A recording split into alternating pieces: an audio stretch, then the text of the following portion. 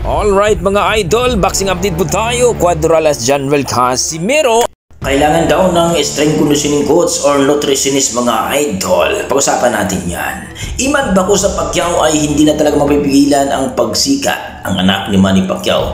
Yan ang ating pag-uusapan ngayon mga idol. Pero kung bago kayo sa ating YouTube channel, baka pwede makahingin ng isang like, subscribe at pakipindot na rin ang ating notification bell mga idol.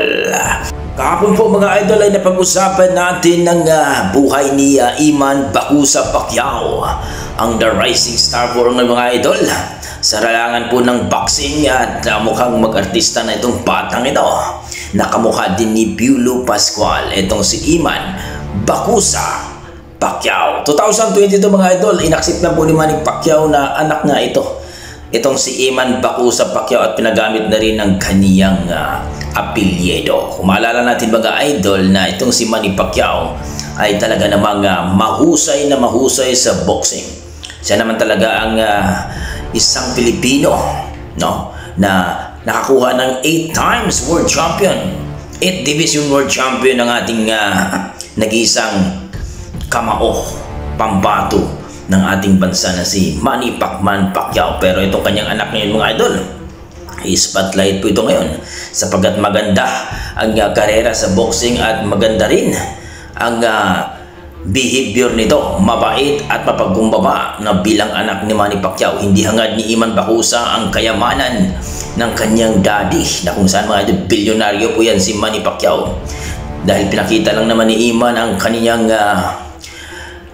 bahay na kung saan mga idol na ito sa kanyang parents, no, ngayon na ni Sultan at ang kanyang mama. So nakita ng mga boxing fans at mga kababayan natin na kung saan itong batang ito ay talagang mabait at mapagkumbaba, no, hindi hangad ang kayamanan ni Manny Pacquiao. Bilyonaryo po yan si Manny Pacquiao, pero nakita natin na kahit 1 milyon na bahay walang naibigay si Manny Pacquiao. So ilang bilyon yung pera ni Manny Pacquiao, ari-arian, pabahay at maraming mansyon. Pero dito kay Iman Bako, ayon sa ating mga Pilipino nakasubaybay kay Manny Pacquiao, di man lang daw binigyan ng kahit 2 milyon na bahay. Pero ganoon pa mga idol, masaya naman si Iman Pacquiao mga idol dahil tinanggap na siya ng kanyang ama. Yun naman talaga ang kanyang gusto mga idol. Hindi niya hangad ang maranyang buhay, kundi gusto niya magsikap para makuha nito at marating kung ano man gusto niyang marating. So masaya si Iman Bako sa Pacquiao mga idol sa kanyang pamumuhay ngayon. Kahit hindi naman karangyaan mga idol, pero nandun yung kontento si Iman Bako sa Pacquiao. So ito mga idol, hindi mapipigilan itong si Iman Bako sa Pacquiao.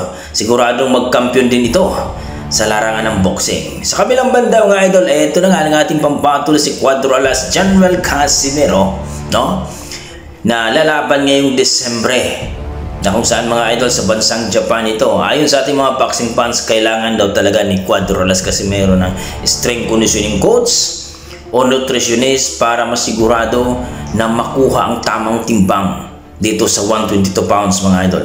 Dahil nag-alala ang ating mga boxing fans, baka naman ay ma-overweight na naman ito, hindi makuha ang tamang timbang. 1 month na lang mga idol, lalaban naman uli si Casimero buwan ng December mga idol, ayon sa ating pinagkakatiwalang source. Kaya ayon sa ating mga boxing fans, kailangan mag-training ng mabuti itong si Casimero mga idol para hindi na maulit na hindi makuha ang tamang timbang sa 122 pounds mga idol. Alam naman natin na halimaw itong si Casimero pagdating dito sa 122 pounds ayon sa ating mga boxing fans. Maliban kay na Kuya Inoue, walang makakatalo daw kay Casimero dito. Pero hati na ang mga opinion ngayon mga idol dahil itong si Casimero tinalo na po ni Kamida nung nakarang laban nila. So kayo mga idol, ano masasabi nyo dito? Agree ba kayo na magkaroon ng strength conditioning coach at nutritionist itong si Casimero? Please comment down below mga idol para ating pag-usapan. Maraming salamat. Para sa mga planet.